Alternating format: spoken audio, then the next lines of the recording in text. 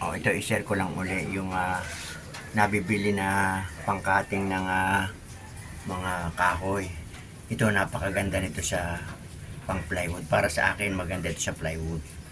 Hindi lang ito ko ina-advise sa makakapal, pero ito sa mga plywood lang. Pwede na ito, napakaganda na pangkating. Talagang magiging kapakay-pakinabang kung ito yung bibili. At saka kinakailangan ingat na ingat talaga pagka ganito. Kung ayan, napakagandang pangkating nito.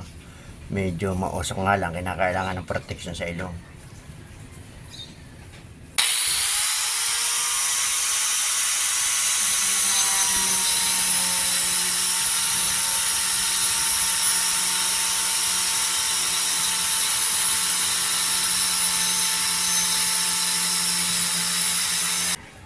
Ayan, dagdag kaalaman lalo doon sa mga nahihirapang magputol ng plywood gamit ang lagare, pero kinakailangan ingat dahil itong pangkating na ito, napakatalim nito. Alisin muna natin yung saksak at baka mabuti na yung laging safety. Yan, laging aalisin yung pangsaksak ng grinder kapag hindi ginagamit. O yan, napakatalim kasi nito. Talagang kaya pagkain nilagay mo at ipinutol mo ng plywood, talagang matalim. Pero ito, ginagamit ko lang ito sa pang plywood. Pang plywood lang talaga.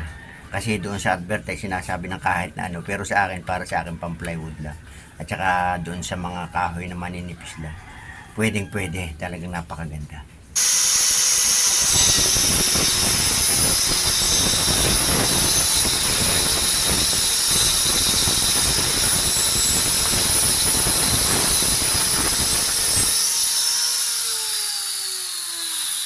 Napakatalim.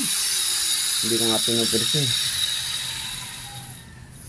O yun, dagdag kaalaman.